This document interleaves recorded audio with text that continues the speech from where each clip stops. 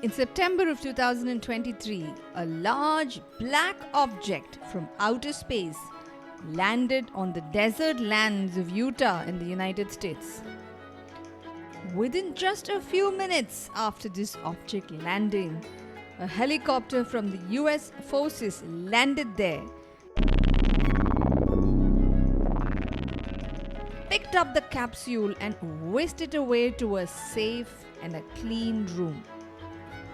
The canister, as we record this on September 25, 2023, remains unopened. If all of these sound like the making of a movie about an alien accidentally landing on Earth and the Earth's forces quickly detecting it and whisking it away to safety, I'm sorry to disappoint you. This capsule was very much awaited. It contains a piece of an asteroid from outer space, an asteroid called Bennu.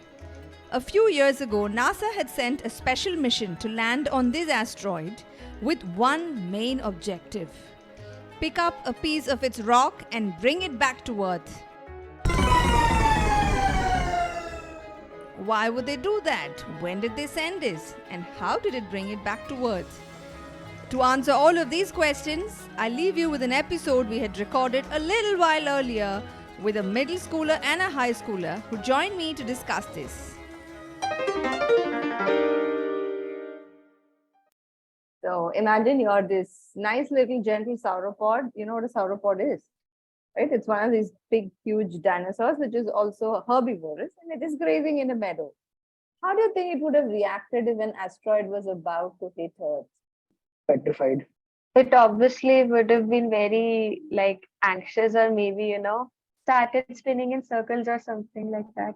I don't think there would be much time left for them to react like that. Yeah, that is also possible. So maybe that explains a part of the fascination that mankind has today to understand asteroids better. Maybe we don't want a recurrence of what happened to the dinosaurs. So we want to prevent any such potential asteroid collisions. So, which brings us to the main topic of today's episode. About NASA's Osiris-Rex mission, which was a spacecraft sent with the goal of studying and collecting a sample of the asteroid named Bennu. Why do you think NASA wants to send somebody to some asteroid and collect the soil sample? The probability of that asteroid hitting us is very low. We cannot for sure say that it would hit, and if it even hits, it would be a very rare chance. But still, scientists think that it is safer to study these near-Earth asteroids, which can be potentially hazardous to us. And that could probably help us for any future meteorite collisions on Earth. Wow! So, hi there. This is a podcast channel called What's New Today, where we try to bring interesting and positive news stories from around the world. We hope that both adults and children can sit together and listen to these news stories from the perspective of young children. For those of you who don't know who I am Sangeeta, the host of this podcast channel, What's New Today? And joining me in this episode are... Hi, my name is Kavya Swami. I study 9th grade and I'm from Bal Bharati Public School, Dwarka, New Delhi. Welcome to the show, Kavya. Hi, I'm Kamaljoy Singh, and I am an 11th grader from Bal Bharati Public School, Dwarka, New Delhi. Should I call you Kanvarjoy, or is there a shorter form? Yeah, there is a shorter form, Joy. Okay, that sounds much easier. All right, let's keep it Joy and Kavya for now. So Kavya, tell us some interesting hobbies that you pursue. I mainly like to read novels. I'm much more invested in reading.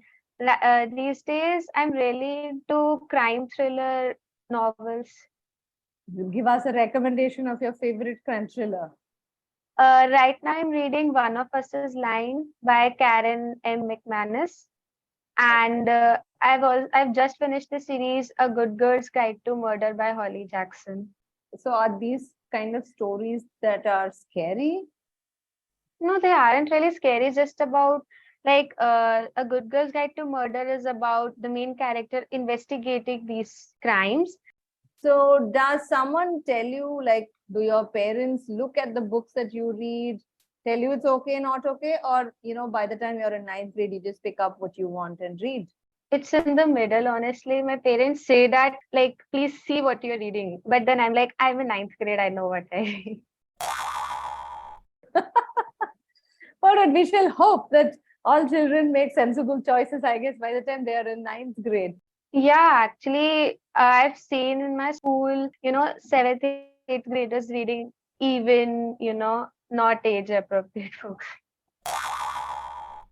Very interesting. Joy, can you tell us about some very, very offbeat hobbies that you have? Because before we started this recording, some of the hobbies you mentioned, I think my eyes just popped out.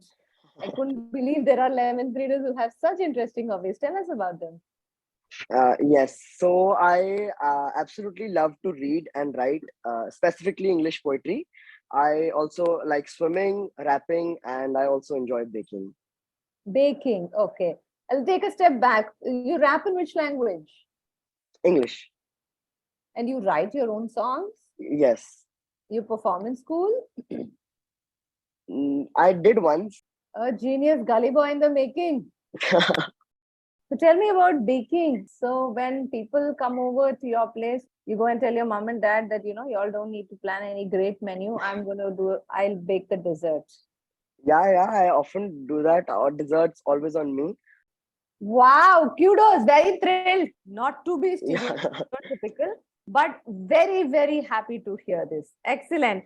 Okay, on that note, let's jump into today's topic, which is about a mission that NASA had sent in the year 2016 to an asteroid which is not too far from the Earth. Can you tell us what's the name of this mission? Its name is Osiris-Rex. Like, it's an acronym. It stands for Origins, Spectral Interpretation, Resource Identification, Security, Regolith Explorer. Eeks, I was here hoping that this was like some Greek god or some Egyptian god that they named, because most of the missions are usually named after some god. Yes, it is Okay, a so Egyptian god. it is an Egyptian god. Okay, Yeah. that sounds like easier to remember. Osiris-Rex, I can just imagine an Egyptian god mounting on a T-Rex Osiris, and they're both flying onto an asteroid. Now, what is this mission? What is this mission going to do there? Okay, so this mission it is like the first US spacecraft to it's going to the near Earth asteroid Bennu. It's collecting a sample from the asteroid sample and bringing it back to Earth for the scientists to research. So we are in 2023, and this mission left Earth in 2016. So how many years does it take for a spacecraft like this to reach this asteroid, which I'm told is not too far from the Earth? It took them 2 years to reach the asteroid. Why are scientists interested in collecting sand particles and dust particles from an asteroid not too far from Earth? It is because scientists say that this asteroid is like a time capsule, that it hasn't changed since it was first formed.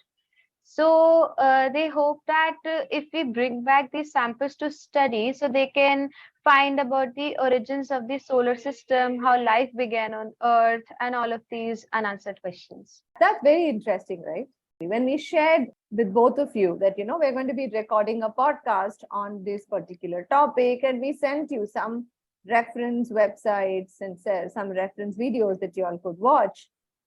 Is there any one thing that really fascinated you when you went through all that material? Yes, there was one thing that I learned, that there was a huge difference between a meteor and an asteroid. And I also got to know why the scientists are choosing an asteroid over a meteor. An asteroid is basically just a rock, floating in space, and a meteor is a part of an asteroid. So why have scientists chosen the asteroid over the meteor to study it? Because they needed a pristine sample which is unspoiled and untouched. And because just if you can, if there's a meteor fallen on the ground, if you pick it up, you wouldn't know where it's come from or what is its chemical history. So that's why scientists have chosen a pristine sample. Kavya, what really fascinated you when you read this? Probably that there has been other missions that went to collect some samples before. The Osiris-Rex was the first one for NASA, but there has been other before Osiris-Rex as well. It was by the Japanese Aerospace Exploration Agency. It was Hayabusa 1 and 2. But we never get to read about those, do we? We No. would, but it wouldn't make such a headline, I guess, in Yeah. the international news. Anything that is done by NASA, I think, grabs most of our attention. Yes. Yeah, that is interesting. All right. Yes. Which brings us to the next interesting part of this episode. Does either one of you have any riddles? I have jokes. Okay, go I ahead. also have riddles. I have jokes too. What did the Osiris-Rex spacecraft say when it landed on Bennu's surface? Hello, here I am. It said, "This place rocks." This place rocks. Okay, good. Good one. All right. Joy? Yes. What did one asteroid say to the other during a match? Yeah, one asteroid. I'll throw you away if you don't behave yourself. You're out of this world. Yeah. Good one. Awesome. Thank you so much. It was a lot of fun. And that brings us to the next other interesting part of this episode, which is the quiz time. So usually in the quiz time, I ask a few questions. But would you all like to ask questions based on what we spoke? I have one question that they may be able to answer. That what were the names of the missions launched by the Japanese aerocraft station? Or Hasabuya, Hayabusa, something Hayabusa. Okay, sorry. Okay, great. Kavya, do you have a question? How long did it take for the spacecraft to reach the asteroid Bennu? 2 years. Okay, now it's my turn to ask, right? Yeah. Which would be more contaminated, a piece of a meteor that's fallen on Earth or an asteroid that's still flying in the asteroid belt?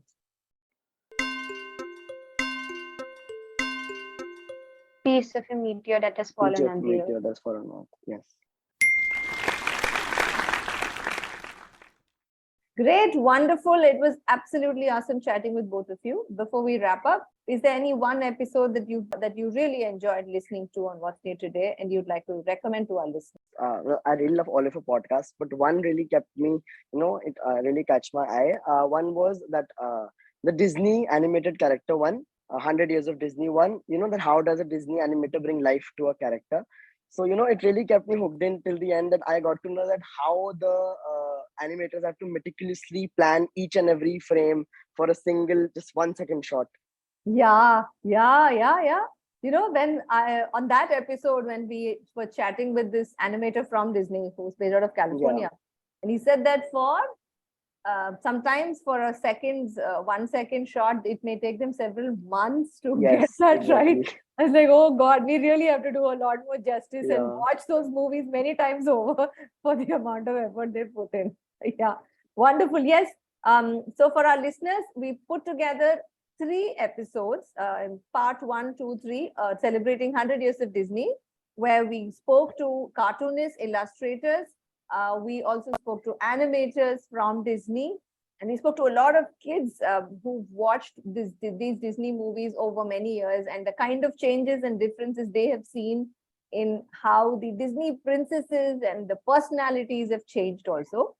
So if you'd like to just scroll down, you can find a link to these episodes in the show notes below.